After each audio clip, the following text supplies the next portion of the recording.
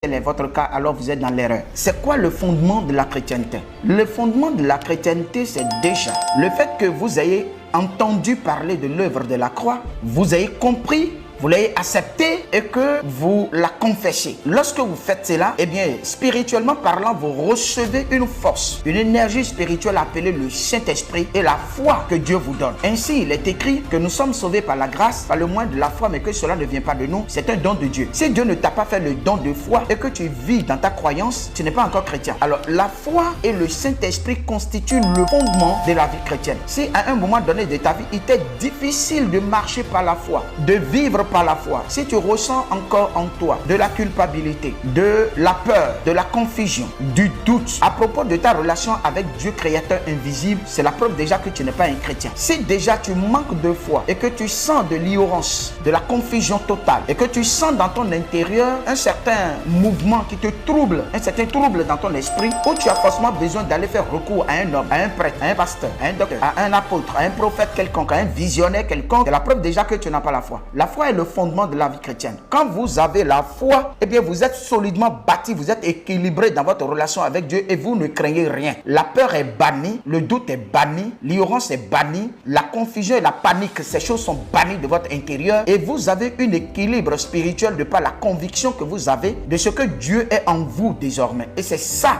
la vie chrétienne. Vous n'êtes pas chrétien parce que vous fréquentez une communauté ni une église quelconque. Vous n'êtes pas chrétien parce que vous avez une carte de baptême ou bien vous prenez la Sainte Seine, vous faites la communion ou bien vous pratiquez les cérémonies telles que la Pâque, la Pentecôte, etc. Non, rien de tout cela ne fait de vous un chrétien. Un bon chrétien, on ne le reconnaît que lorsqu'il peut dire que j'ai le Saint-Esprit en moi qui renouvelle mon intelligence, qui renouvelle ma pensée par rapport aux exigences de Dieu. Et j'ai la foi qui sert de fondement de ma vie à marcher sans crainte, sans peur, sans doute par rapport à tous les événements qui arrivent dans la vie. La foi vous permet de